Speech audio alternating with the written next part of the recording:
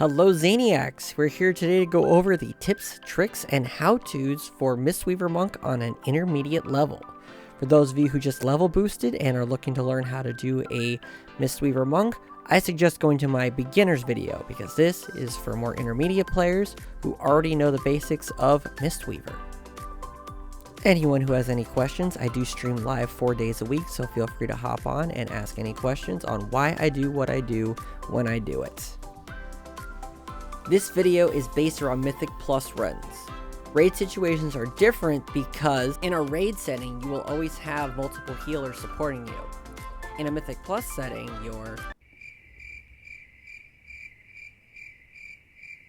you have to do what works for you. This is what I do, and it works for me. Try things out. They may work better, but I found these setups to work for me personally. Alright, so first order of business. You need to get yourself a really cool looking transmog, because when you look good, you play good. One important thing to note about Mythic Pluses is you want to set yourself up so that way your tank can chain pull as much as possible, which means trying your best not to have to sit and drink. Most of Monk healing is mana management. If you do need to drink, tell your tank, let me sit. They can pull while you're regenning some mana. You don't need to be fully topped off on smaller pulls. An important note during bursting weeks is you cannot drink until the debuff goes away.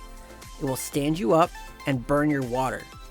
You will also be stood up if anyone enters an obelisk, and certain bosses will stand you up right away.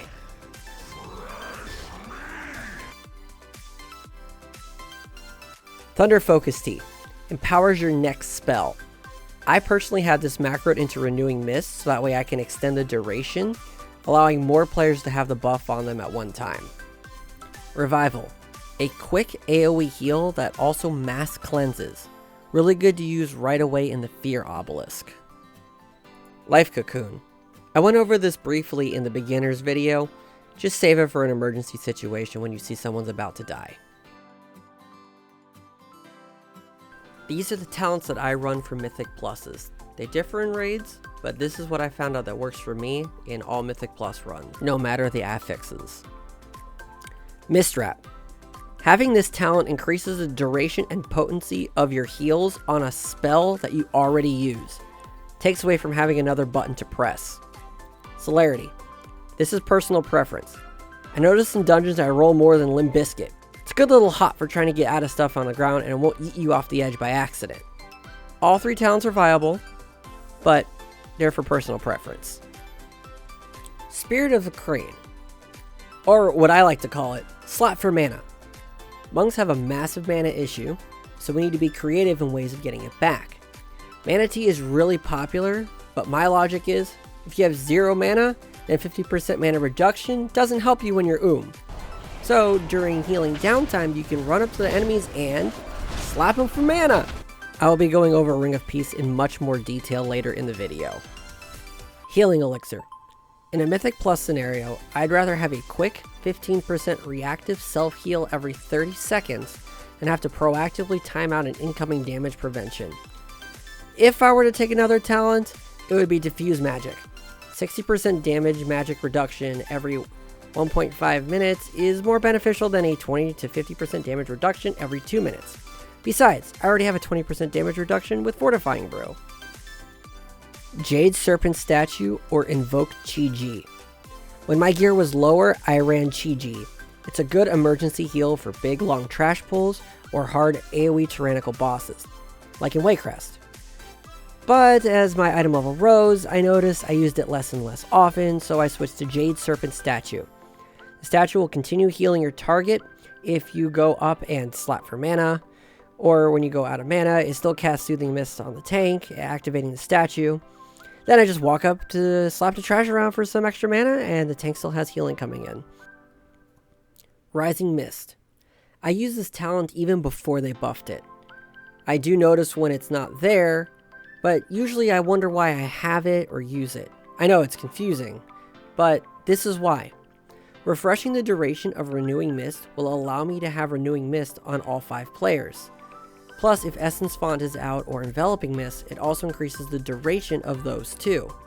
Plus it has a nice, easy 4k heal on everyone. And it synergizes very well with slapping for mana, because Blackout Kick has a chance of resetting Rising Sun Kick.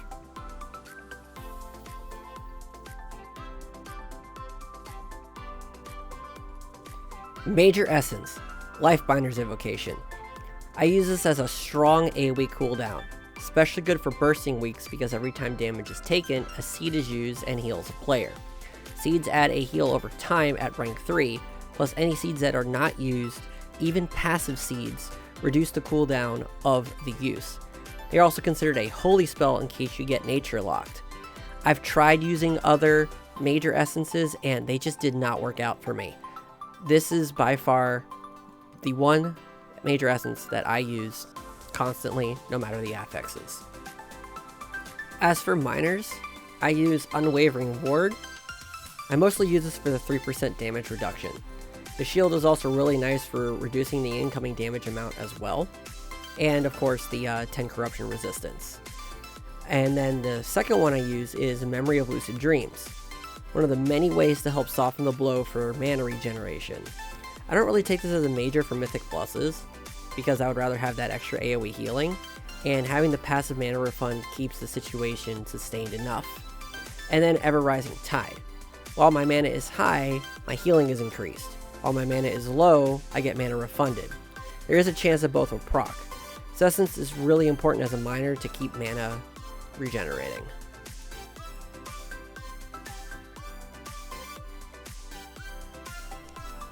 Azurite gear. Your best Azurite traits are Uplifted Spirits, which increases the potency of the heal of your Vivify, and the big one, it reduces the cooldown of your revival by 1 second every time it crits. You also want Font of Life, which increases the potency of your heal with Font of Life, and Secret Infusion, which increases your stats based on which ability you use when you use Secret Infusion. Now, if I had perfect Azurite traits, I would want 1 and only 1 Uplifted Spirits, 3 Font of Life, and 2 Secret Infusion. Now, if you're like me and RNG and you are not friends, well, these are the other traits that I would go with. Overflowing Mists. I'm always casting Enveloping Mist anyway, and every time the target takes damage, they get healed. Misty Peaks. I'm always casting Renewing Mist anyway, so might as well just get a chance to get the haste. Burst of Life is more of a PvP one, because of it's really a cooldown reduction, and when it blows up, it heals everybody, but I would try not to stay away from that one. Swirling Sand seems like a great one because of the corruption that you want to stack, but the problem is that that shares the same ring as Font of Life, so you're just never going to use it. For the middle ring, there's not much you can do. The outer ring traits are more important, so the middle ring, you just get what you get.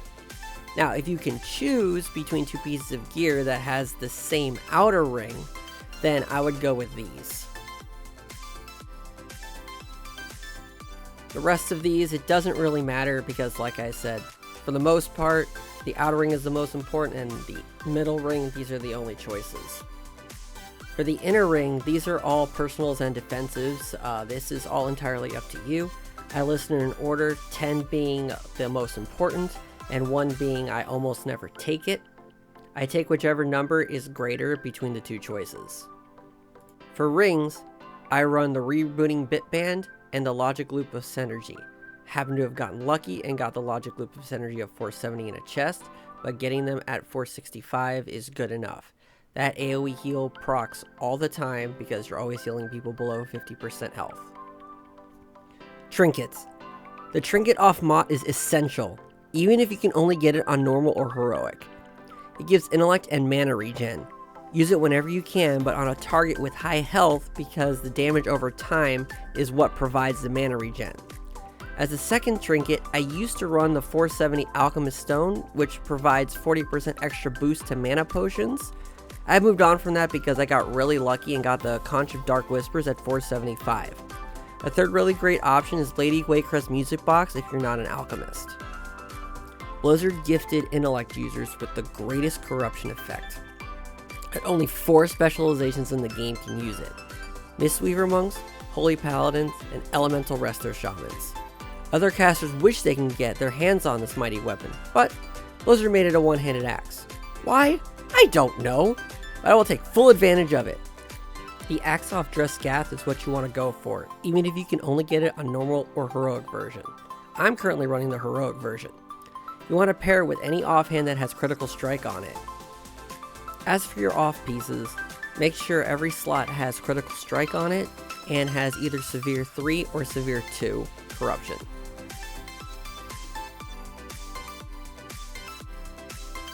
For single target rotation, you want to have your statue down, keep 0 charges of Renewing Mist, start channeling Soothing Mist, Enveloping Mist, and then Vivify as needed.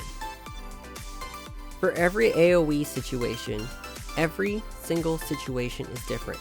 When do I do this? When do I use this? Well, it's instinctual. Your group could be taking massive amounts of damage, or your warrior gets one-shot by something, or your demon hunter decides to just fell rush off an edge. Oh no! Oh, he's dead. A lot of AoE healing is single target rotation, but quickly.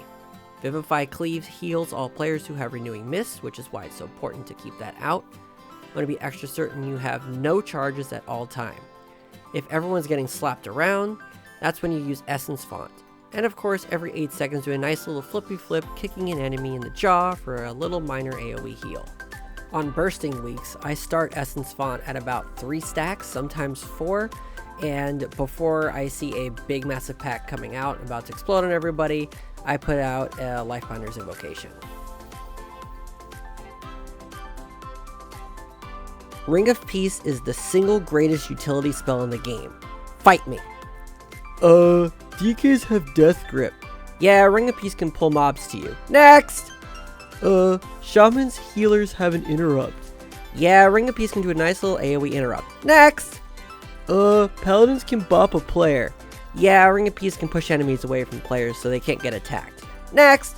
Druids can push enemies away and pull enemies in one spot using Ursol's Vortex. I'm pretty sure we just went over that Ring of Peace can do both of those. Demon Hunters can blur and Rogues can evasion and pause avoiding damage. Did you not see that I can cast Ring of Peace on myself and use it as a defensive? Somebody's in trouble, drop Ring of Peace as a defensive. You're getting fixated, use it as a personal. Something's about to cast, interrupt. Something's about to cast that you can't usually interrupt, bump it. Stun effect.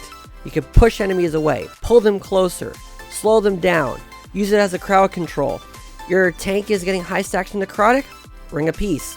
Your tank's rooted and is about to die, Ring of Peace.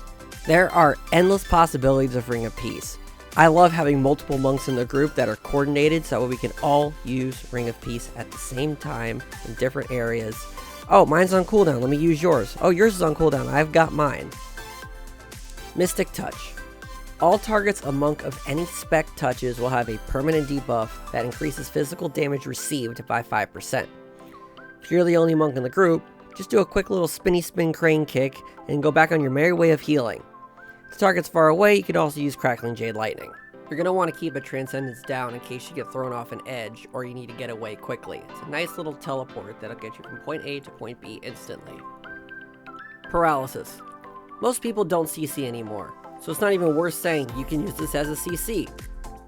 Yes, I'm aware I did just say that, but in case your group does want a CC, well, there you go. You have one. That's not what I use it for. I use it as a stun effect and an interrupt effect. If your party forgets to interrupt, I use Paralysis the last second, which pretty much extends the cast timer so they can try again. Or if real stuns are on cooldown, I put it on an enemy that needs to be stunned. Plus, if you're running high corruption, you can use it to CC your thing from beyond. You did it! You made it through my long, boring video! Well, I hope you got something out of it. Now you're ready to run some Mythic Pluses. See you on the next one.